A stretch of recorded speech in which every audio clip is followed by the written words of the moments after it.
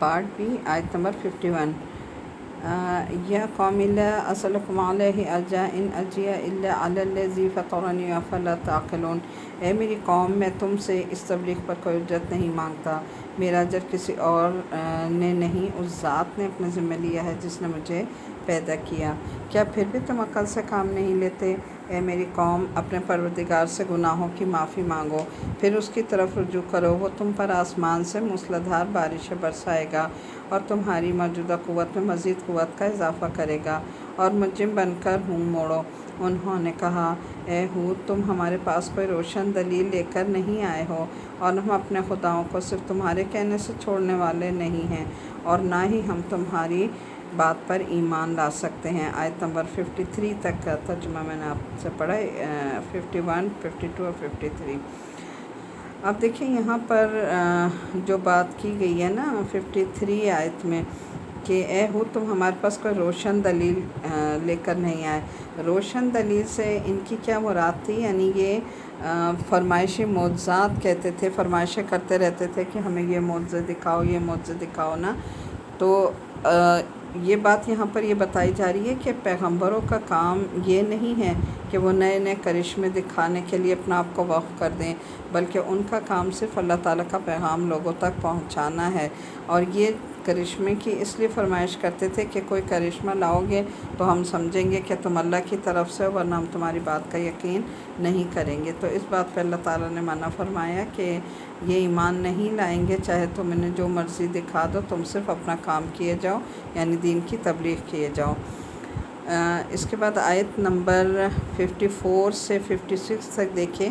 हम तो इसके सिवा कुछ और नहीं कह सकते कि हमारे खुदाओं में से किसी ने तुम्हें बुरी तरह झपेटे में ले लिया है। हूद अलैहिस्सलाम ने कहा, मैं अल्लाह को गवाह बनाता हूँ और तुम भी गवाह रहो कि तुम अल्लाह के सिवा जिस को उसके खुदाई में शरीक मानते हो, मैं उससे बरी हूँ। 55 आयत है, अब तुम सब के सब मिलकर मेरे ख़िलाफ़ चाले चलो। मिन दूनिही फ़कीदूनी जमीअन सुम्मा ला तुनज़रून। मेरे ख़िलाफ़ चाले चल लो और मुझे ज़रा मोहलत ना दो। 56 आयत है, मैंने तो अल्लाह पर भरोसा कर रखा है जो मेरा परवरदिगार है और तुम्हारा भी परवरदिगार। ज़मीन पर चलने वाला कोई जानदार ऐसा नहीं जिसकी चोटी उसके कब्ज़े में ना हो। यकीनन मेरा परवरदिगार सीधे रास्ते पर है। यानी सीधे रास्ते पर क्या कि जिस पर चलकर अल्लाह ताला को हम पा लेंगे, वो रास्ता है सीधा।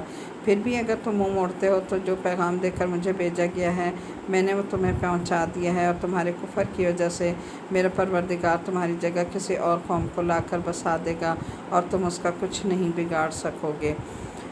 यानी आयत नंबर 56 का क्या मतलब है कि अल्लाह ताला ने अपने बंदों के लिए सीधा रास्ता मुकर्रर किया है और उसी पर चलकर अल्लाह ताला का कुर्ब मिलता है। आगे आयत नंबर 57 देखें। इन्ना रब्बी अला कुल्लि शैइन हफ़ीज़, बेशक मेरा परवरदिगार हर चीज़ की निगरानी करता है। और आखिरकार 58, और आखिरकार जब हमारा हुक्म आ गया तो हमने अपनी रहमत के ज़रिए हूद को और जो लोग उनके साथ ईमान लाए थे उनको बचा लिया और उन्हें एक सख्त अज़ाब से निजात दे दी।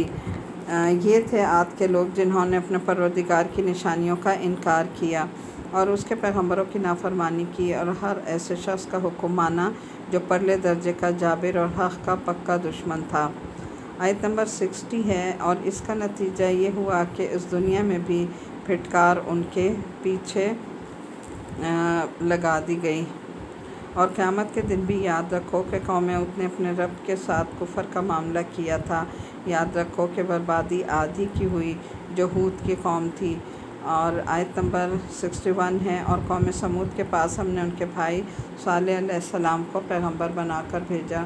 उन्होंने कहा, ए मेरी कौम, अल्लाह की इबादत करो, इसके सिवा कोई माबूद नहीं।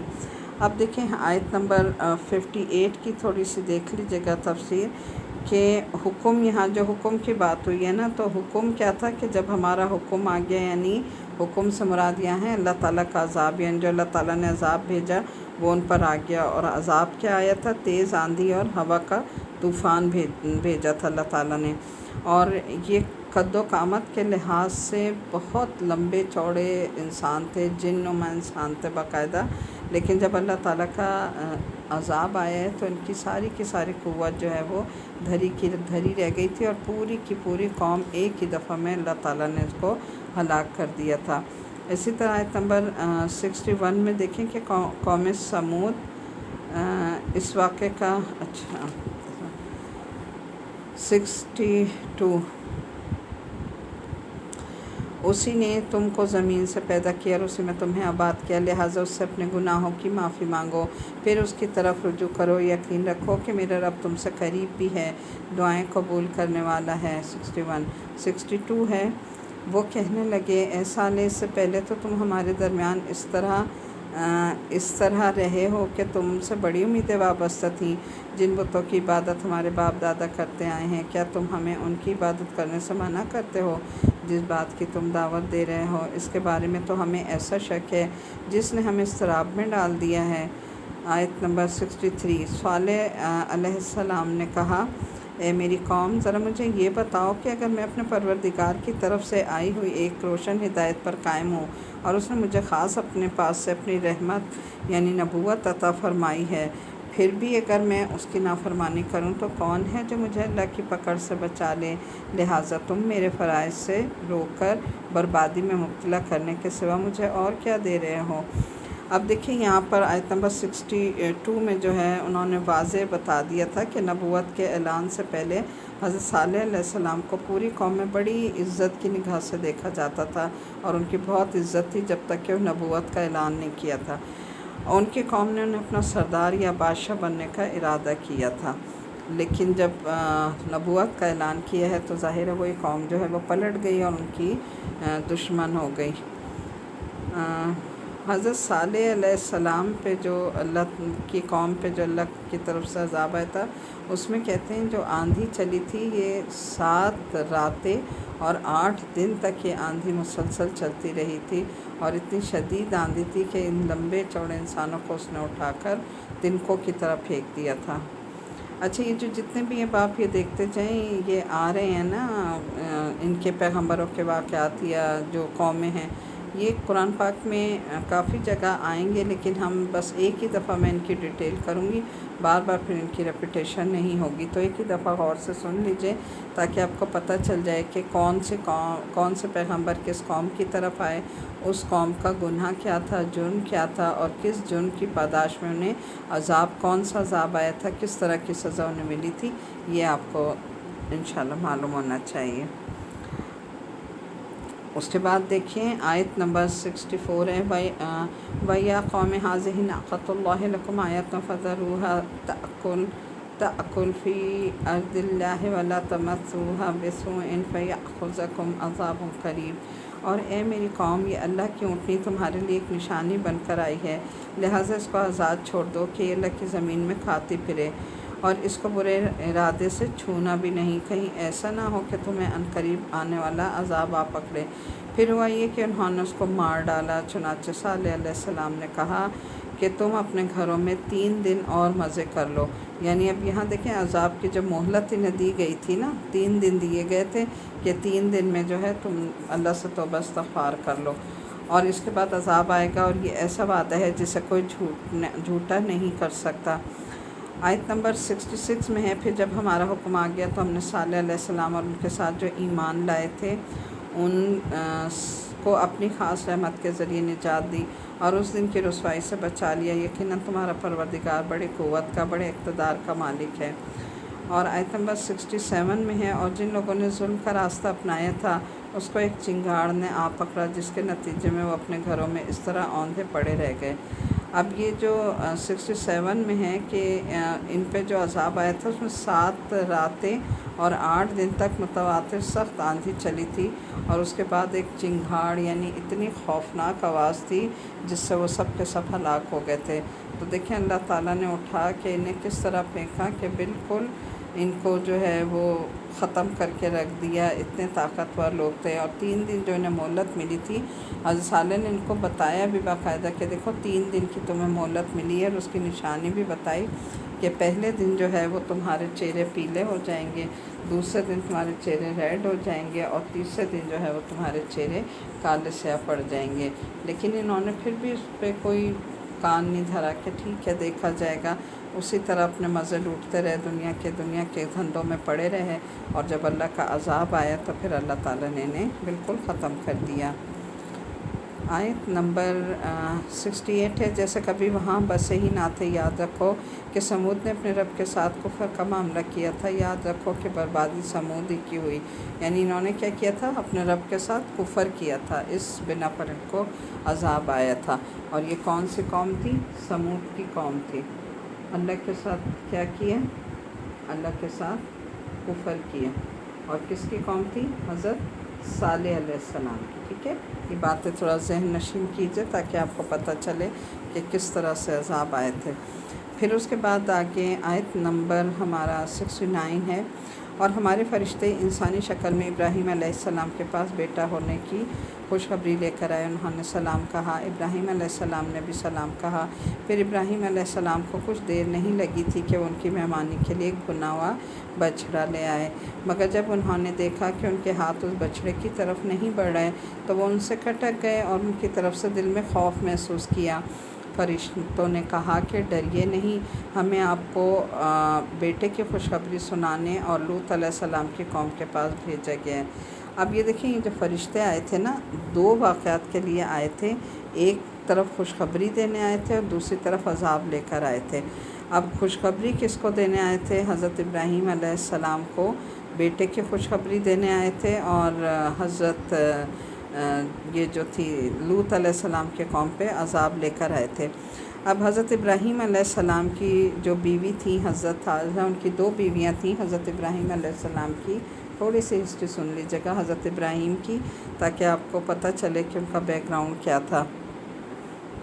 حضرت ابراہیم علیہ السلام کی دو بیویاں تھیں، ایک حضرت حاجرہ علیہ السلام اور حضرت سارہ علیہ السلام۔ حضرت حاجرہ علیہ السلام کے وطن سے جو بیٹے پیدا ہوئے تھے وہ حضرت اسماعیل تھے۔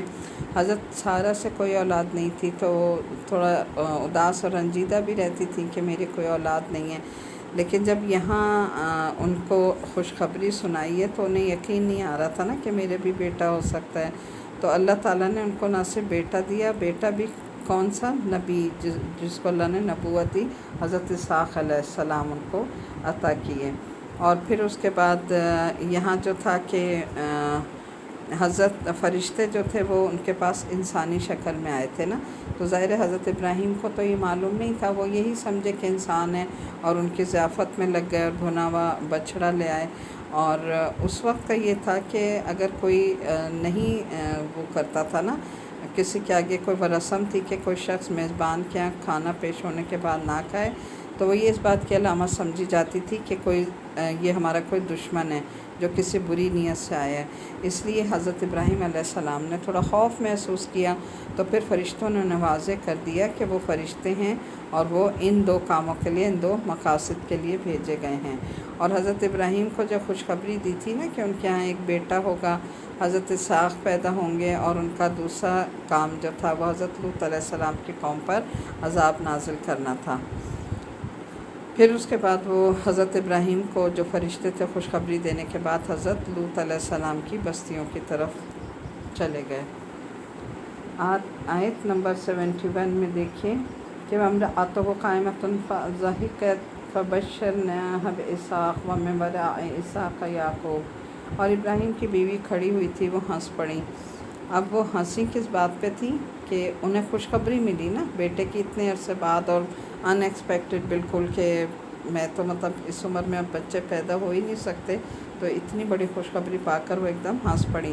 تو ہم نے انہیں دوبارہ اسحاق کی اور اسحاق کے بعد یعقوب کی پیدائش کی خوشخبری دی، یعنی ان کے اسحاق ہوں گے، ان کے بیٹے حضرت اسحاق ہوں گے، اور اسحاق علیہ السلام کے بعد پھر ان کے بیٹے حضرت یعقوب ہوں گے، اور حضرت یعقوب کے پھر آگے 12 بیٹے تھے، تو اس طرح سے یہ نسلیں چلی تھیں۔ وہ کہنے لگیں کہ ہائے، کیا میں اس حالت میں بچہ جنوں گی؟ میں بوڑھی ہوں اور میرے شوہر جو خود بڑھاپے کی حالت میں، واقعی تو بڑی عجیب بات ہے۔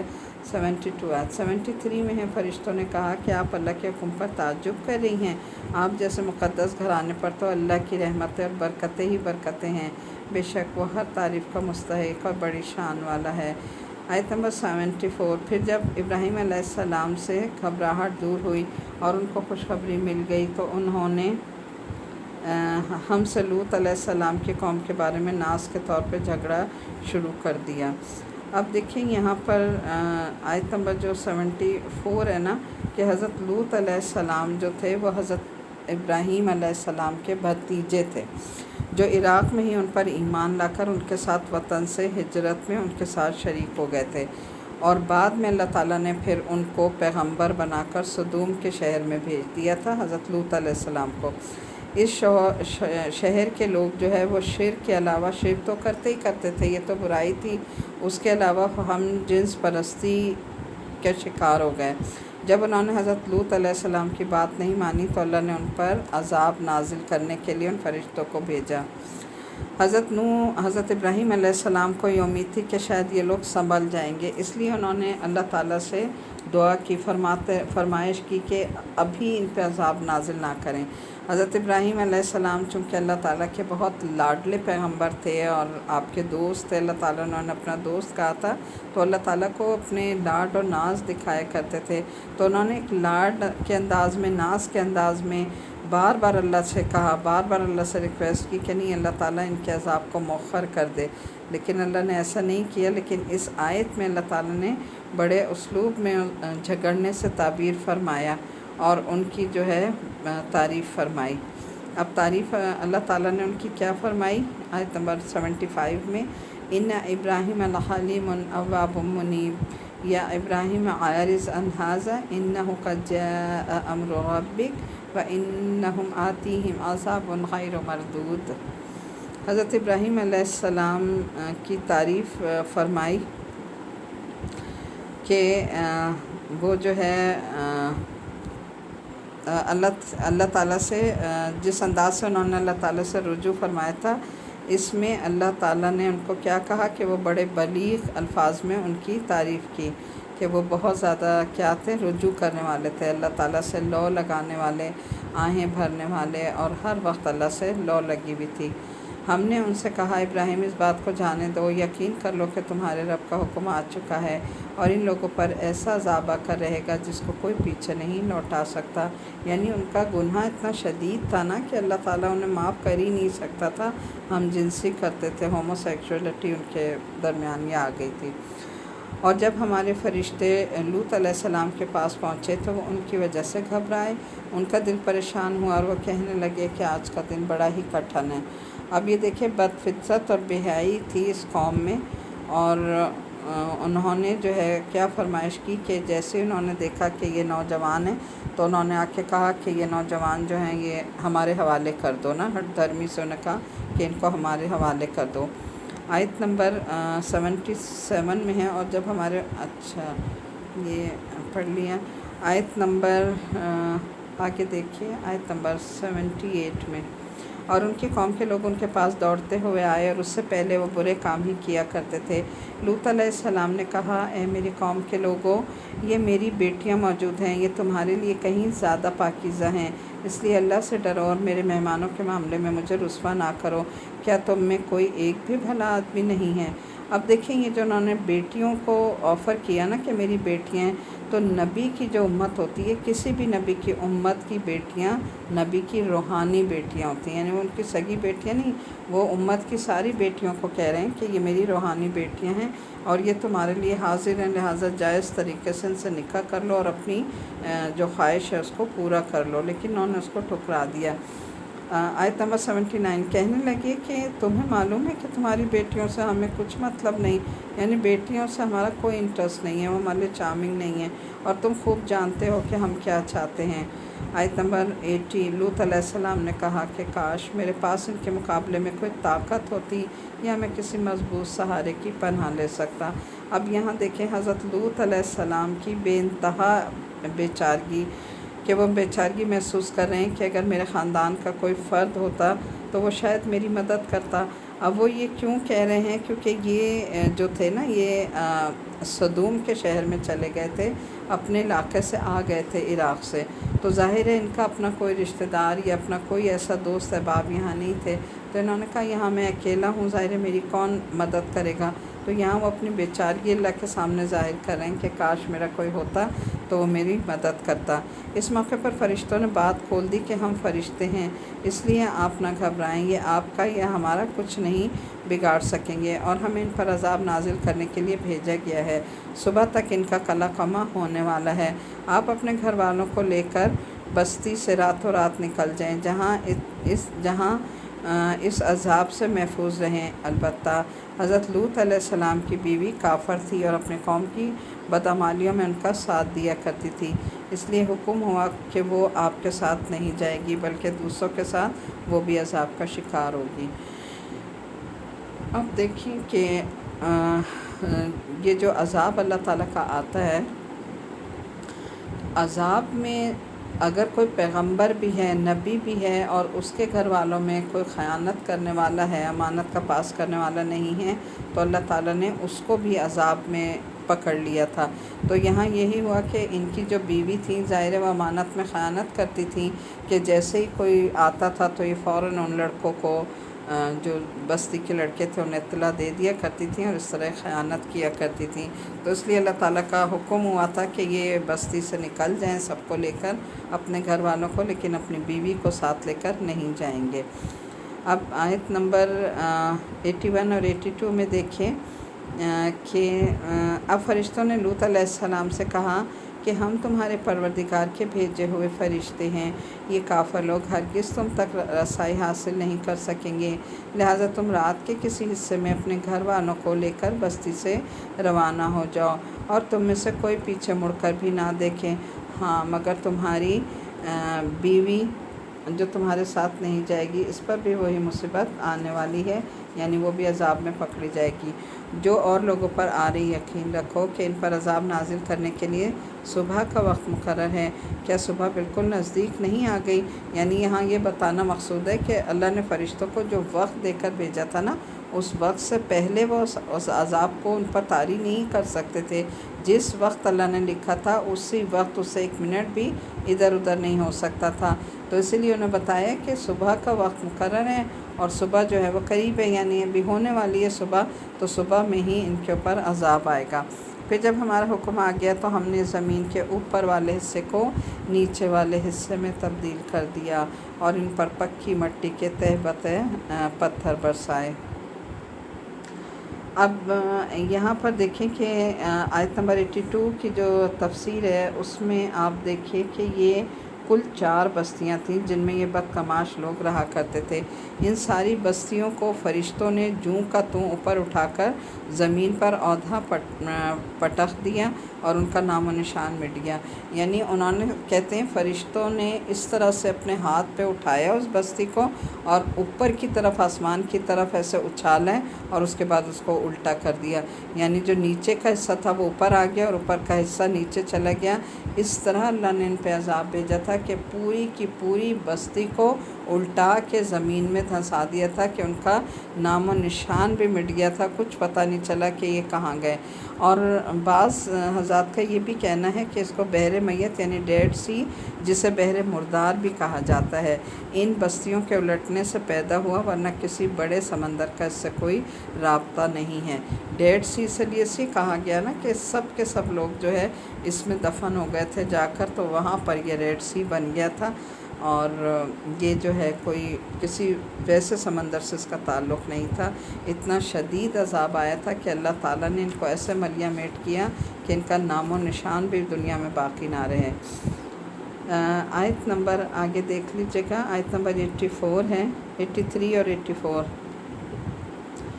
جن پر تمہارے رب کی طرف سے نشان لگے ہوئے تھے، اور یہ بستی مکہ کے ظالموں سے کچھ دور نہیں، اور مدین کی طرف ہم نے شعیب علیہ السلام کو پیغمبر بنا کر بھیجا۔ انہوں نے ان سے کہا کہ اے میری قوم، اللہ کی عبادت کرو، اس کے سوا تمہارا کوئی معبود نہیں، اور ناپ تول میں کمی مت کیا کرو۔ اب ان کی جو قوم تھی ان کا کیا جرم تھا، کیا گناہ کرتے تھے؟ ناپ تول میں کمی کرتے تھے، اور حقوق میں بھی کمی کیا کرتے تھے۔ میں دیکھ رہا ہوں کہ تم لوگ خوشحال ہو اور مجھے تم پر ایک ایسے دن کے عذاب کا خوف ہے جو تمہیں چاروں طرف سے گھیر لے گا۔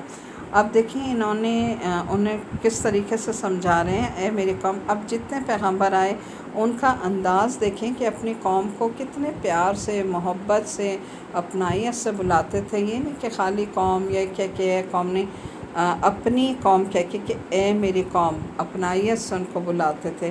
تو اپنی قوم کہہ کے انہوں نے بلایا، اور بلا کے وہ کہہ رہے ہیں کہ دیکھو تم اچھے بھلے خوشحال لوگ ہو، اللہ نے تمہیں ساری نعمتوں سے نوازا ہے، پھر تم کیوں ناپ تول میں کمی کرتے ہو؟ یعنی پھر جو ایک ناپ تول میں کمی کر کے تم پیسہ ایڈیشنل کما رہے ہو، اس کا کیا فائدہ جب کہ اللہ نے تمہیں خوشحال رکھا ہوا ہے؟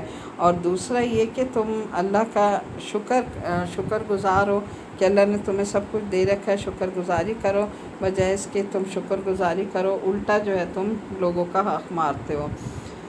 تو آیت نمبر 84 میں دیکھیں کہ مدین کا علاقہ بڑا زرخیز تھا اور یہاں کے لوگ بحیثیت مجموعے خوشحال زندگی بسر کر رہے تھے۔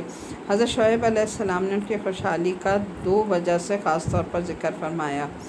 ایک تو یہ کہ اتنی خوشحالی کے بعد تمہیں دھوکہ بازی کر کے کمائی کرنے کی ضرورت نہیں، اور دوسرے انہوں نے کہا کہ اس خوشحالی کے نتیجے میں تمہیں اللہ تعالیٰ کا شکر گزار ہونا چاہیے۔ یعنی جب اللہ آپ کو وہ نعمتیں دے رہا ہے، آپ پہ ہر چیز کی فراوانی ہے، خوشحالی ہے، تو پھر آپ جو ہے وہ دوسرے ذریعے سے کیوں پیسہ کمانے کی کوشش کرتے ہیں، یعنی کسی غلط ذریعے سے۔ اور دوسرا یہ کہ جب اللہ تعالیٰ نے خوشحالی دی ہے، نعمتیں دی ہیں، تو آپ کو ہر وقت اللہ تعالیٰ کا شکر گزار ہونا چاہیے اس کی نعمتوں کا، لیکن یہ ایسا نہیں کرتے تھے۔ آیت نمبر آگے دیکھیں 85، 86 اور 87۔ اور اے میری قوم کے لوگوں، ناپ تول پورا کیا کرو اور لوگوں کو ان کی چیزیں گھٹا کر نہ دیا کرو، اور زمین میں فساد پھیلاتے مت پھرو۔ اگر تم میری بات مانو تو لوگوں کا حق ان کو دینے کے بعد جو کچھ اللہ کا دیا بچ رہے وہ تمہارے حق میں کہیں بہتر ہے، اور اگر نہ مانو تو میں تم پر کوئی پہرے دار مقرر نہیں ہوا ہوں۔ وہ کہنے لگے، اے شعیب، کیا تمہاری نمازیں تمہیں یہی حکم دیتی ہیں کہ تم ہمارے باپ دادا جن کی عبادت ہم کرتے آئے ہیں، ہم انہیں بھی چھوڑ دیں اور اپنے مال و دولت کے بارے میں جو کچھ ہم چاہیں وہ بھی نہ کریں؟ اب یہاں پر دیکھیں آیت نمبر یہ جو ہے نا آیت نمبر 85، اس میں انہوں نے کیا کہا کہ اس قوم کے بعض افراد راستوں پر چوکیاں لگا کر بیٹھ جاتے تھے اور مسافروں سے زبردستی ٹیکس وصول کیا کرتے تھے نا، یعنی جگہ جگہ چوکیاں لگی ہوئی تھیں اور ان پر مسافر جو گزرتے تھے ان سے ٹیکس لیا کرتے تھے۔ آج ہمارے ہاں بھی ایسے ہی ہوتا ہے نا کہ تھوڑے فاصلے پر وہ لگائے ہوئے ہوتے ہیں بیریئر، اور وہاں ٹیکس جو ہے وہ وصول کیا جاتا ہے۔ اور بعض لوگ مسافروں پر ڈاکہ ڈالا کرتے تھے، یعنی مسافروں کا سفر جو تھا وہ سیف نہیں تھا۔ ٹیکس تو وہ دیتے تھے، اللہ اعلان وہ لیتے تھے، لیکن بعض یہ تھا کہ ڈاکو تھے اور ڈاکو جو ہے وہ ان مسافروں کو لوٹ لیا کرتے تھے۔ یہ 2 خرابیاں تھیں ان میں، ایک تو ناپ تول میں کمی کرتے تھے اور دوسری طرف لوگوں کو کیا کرتے تھے، ڈاکے ڈالتے تھے، ان کا پیسہ لوٹتے تھے۔ اور 87 میں ہے کہ یہ در حقیقت وہ سرمایہ دارانہ ذہنیت ہے کہ جو کچھ مال ہے وہ ہماری مکمل ملکیت ہے۔ اس بات کو ذرا غور سے سن لیجیے گا کہ ہمارے پاس بھی جو ہمارا مال ہے، ہمارا رویہ اس کے ساتھ کیا ہوتا ہے۔ تو یہی ان کا تھا، انہوں نے جو کہا نا کہ ہم اپنے مال دولت کے بارے میں جو کچھ چاہیں وہ بھی نہ کریں، یعنی ہم اپنی مرضی سے ہم مال خرچ کریں۔ تو کہا کہ اس کا ٹھیک ہے، پورا اختیار حاصل ہے کہ اس میں سے جو چاہیں ہم تصرف کریں، کسی کو اس میں رکاوٹ ڈالنے کا کوئی حق نہیں پہنچتا، کیونکہ یہ ہمارا مال ہے۔ اس کے برعکس قرآن مجید ہمیں کیا بتاتا ہے؟ قرآن کریم کا ارشاد ہے کہ ہر مال پر اصل ملکیت اللہ تعالیٰ کی ہے، ٹھیک ہے؟ کوئی انسان یہ دعویٰ نہیں کر سکتا کہ یہ مال میرا ہے اور میری ملکیت ہے، بلکہ ہر مال جو جس کے پاس ہے اصل میں وہ اللہ تعالیٰ کی ملکیت ہے، جو ایک مرتبہ اس کو ہمیں لوٹانا ہوگا۔ البتہ اس نے اپنے فضل و کرم سے انسان کو عارضی ملکیت عطا فرمائی ہے، ٹھیک ہے؟ انسان کی جو ملکیت ہے یہ ٹیمپریری ہے کہ اللہ نے اسے مال دیا ہے اور اس کے بعد وہ اس سے سارا حساب بھی اللہ تعالیٰ لے گا کہ کہاں خرچ کیا، لہٰذا اسی کو یہ حق ہے کہ وہ اس ملکیت پر کچھ پابندیاں عائد کرے اور جہاں مناسب سمجھے وہاں خرچ کرنے کا حکم بھی دے۔ اللہ ताला की तरफ से ये पाबंदियाँ इसलिए आयद की जाती हैं ताकि हर शख्स अपनी दौलत का हसूल और खर्च ऐसे सेहतमंद तरीके से करे कि माशरे में हर एक को यकसा मौक़े हासिल हों और कोई किसी पर जुल्म ना कर सके और माशरे में दौलत की तक़सीम मुनसफ़ाना हो। अब देखें कि उन्होंने जो ये कहा ना कि ये तो हमारा माल और दौलत हम जैसे चाहे ख़र्च करें, तो अल्लाह ने ये नहीं कहा कि मेरा माल मेरी मर्ज़ी में जहाँ चाहे ख़र्च करूँ। सब हक़दारों को असल अल्लाह ने क्या कहा है कि देखो जो मैंने तुम्हें माल दिए ये तुम्हारे पास मेरी अमानत है, और क़यामत के दिन अल्लाह ताला जब 5 सवाल करेंगे बनी नौ आदम को, हदीस में आता है कि बनी नौ आदम के पाँव जकड़ दिए जाएंगे ज़मीन में, उस वक्त तक उसकी खलासी नहीं होगी जब तक कि वो 5 सवालों का जवाब नहीं दे देगा। उनमें एक सवाल ये भी होगा कि माल कहाँ से कमाया और कहाँ ख़र्च किया। तो ये माल जो आज अल्लाह ने हमें और आपको दिया है, इसमें देखें सबसे पहले अल्लाह का हक़ है कि हम उसका हक़ अदा करें। उसके बाद जो भी हक़ुक़ुल इबाद में हमारे रिश्तेदार हैं उनका हक़ है। ये नहीं है कि हम एक बैलेंस लेके चलना है। ये नहीं कि बाज़ लोग ऐसे होते हैं कि अपने माल को समझते हैं बस ये हमारी मिल्कियत है, बस हमने सिर्फ़ अपने अगर ख़र्च करेंगे तो सिर्फ़ बीवी बच्चों पे, माँ बाप बहन भाइयों को, रिश्तेदारों को, गरीब मसाकीन को भूल जाएंगे। और अगर उस तरफ करेंगे तो अपने बीवी बच्चों को इग्नोर कर देंगे। अल्लाह ताला ने सब के हकूक़ अपनी अपनी जगह बताए कि सब का हक़ है तुम्हारे माल पर। गरीबों मसाकीन का भी हक़ है, उनको भी ज़कात दो, खैरात दो, सदक़ात दो। और मुसाफिरों का भी हक़ है, हमसायों का भी हक़ है, मेहमानों का भी हक़ है। हर एक का हक़ अल्लाह ने हमारे माल में रखा है। हमें ये अथॉरिटी नहीं दी कि तुम्हें जो मैंने माल दे दिया है अब जैसे चाहो ख़र्च करो, उसका कोई हिसाब नहीं होगा, सब माल का हिसाब होगा। आगे देखिए आयत नंबर 87 और 88। वाकई तुम तो बड़े अक्लमंद नेक चलन आदमी हो। शुएब ने कहा, ए मेरी कौम के लोगों, ज़रा मुझे ये बताओ कि अगर मैं अपने परवरदिगार की तरफ से एक रोशन दलील पर कायम हूँ और उसने ख़ास अपने पास से मुझे अच्छा रिज़्क़ अता फ़रमाया है, तो फिर मैं तुम्हारे गलत तरीक़े पर क्यों चलूं? और मेरा ऐसा कोई इरादा नहीं है कि मैं जिस बात से तुम्हें मना कर रहा हूँ तुम्हारे पीछे जाकर वही काम खुद करने लगूँ। मेरा मकसद अपनी इस्तिताअत की हद तक इस्लाह के सिवा कुछ नहीं, और मुझे जो कुछ तौफ़ीक़ होती है सिर्फ़ अल्लाह की मदद से होती है। उसी पर मैंने भरोसा कर रखा है और उसी की तरफ मैं हर मामले में रुजू करता हूँ। अब देखें आयत नंबर 88 में क्या बताया कि इस रिज़्क़ से मुराद खाने पीने वगैरह का सामान भी हो सकता है। तो जब अल्लाह ताला ने सीधे सीधे तरीके से मुझे रिज़्क़ अता फ़रमाया है तो मैं उसके हसूल के लिए गलत तरीके क्यों इस्तेमाल करूँ? यानी अल्लाह दे रहा है एक सीधे रास्ते से, सही जायज़ रास्ते से, तो फिर तुम क्यों नाजायज़ तरीके से रिज़्क़ कमाना चाहते हो? और रिज़्क़ से यहाँ एक मुराद जो है नबूवत भी हो सकती है। यानी उन्होंने कहा कि मुझे जो नबूवत मिली है ये भी अल्लाह ताला का एक रिज़्क़ है, और ये रिज़्क़ अल्लाह ताला ने मुझे अता किया है, तो मुझे इस पर उसका शुक्रगुज़ार होना चाहिए, ज़ार होना चाहिए, ज़ार होना चाहिए, ज़ार होना चाहिए।